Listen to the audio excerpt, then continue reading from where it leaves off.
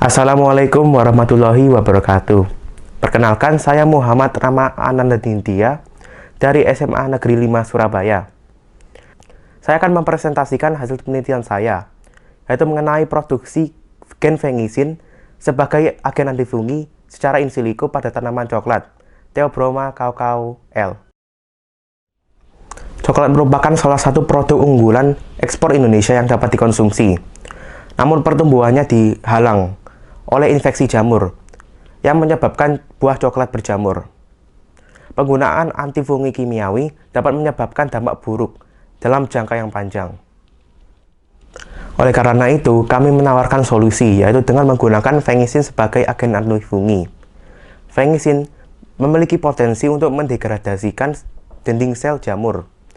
Fengisin sendiri dapat diproduksi oleh bakteri Acinetobacter pyti, yang merupakan bakteri patogen, sehingga tidak dapat diaplikasikan kepada tanaman pangan seperti tanaman coklat.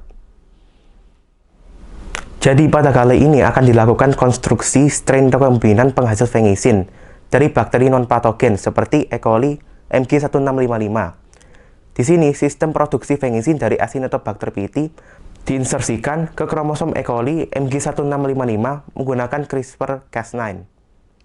Rumusan masalah: apakah gen penyandi fengisin dapat disisipkan di kromosom E. coli strain K12 substrain MG1655 dengan CRISPR-Cas9? Kedua, apakah metode tersebut dapat digunakan untuk memproduksi massal fengisin menggunakan strain rekombinan yang telah direkonstruksi sehingga metode tersebut lebih tepat guna? Metode penelitian: pertama, memilih lokasi penyisipan gen. Kedua, mendesain gRNA menggunakan metode CRISPR-Cas9. Ketiga, mendesain DNA donor. Keempat, transformasi. Kelima, konfirmasi insersi menggunakan SDSPage dan PCR. Dan yang keenam, produksi dan aplikasi di lapangan. Lokasi penyisipan dipilih di antara gen ARCA dan CREC di kromosom E. coli, karena kedua gen tersebut diekspresikan secara konstitutif. gRNA yang didesain akan memotong area di antara kedua gen tersebut, dan donor DNA yang memiliki sequence host akan memastikan penyisipan donor DNA melalui mekanisme homologous direct repair.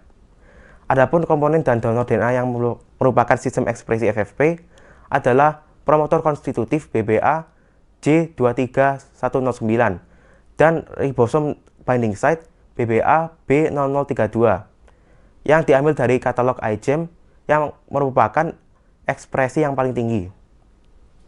Kemudian, coding sequence dari gen penyandi FFP yang telah dioptimasi kodenya untuk ekspresi FFP di E. coli MG1655 yang dilengkapi dengan signal peptide ID 34738 yang diperoleh dari signal peptide database yang akan memfasilitasi ekspresi dari FFP.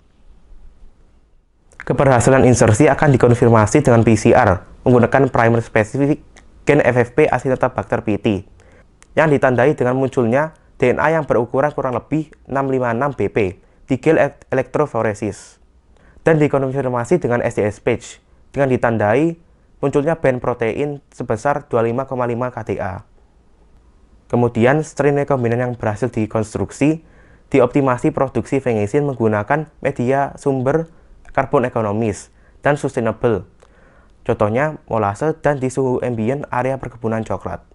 Kesimpulan: pertama, desain gen penyandi fengisin berhasil didesain dan DNA host dapat disisipkan pada kromosom E. coli strain K12 substrain MG1655 dengan metode CRISPR-Cas9. Kedua, gen yang diinsersikan adalah gen pengkode fengisin dari bakteri Acinetobacter pyti, sedangkan yang berperan sebagai host adalah E. coli strain K12 substrain MG1655. Diharapkan gen FFP dapat terekspresi untuk memproduksi fengisin yang kedepannya dapat digunakan sebagai agen antifungi. Berikut adalah daftar pustaka. Demikian presentasi yang dapat saya sampaikan. Terima kasih. Wassalamualaikum warahmatullahi wabarakatuh.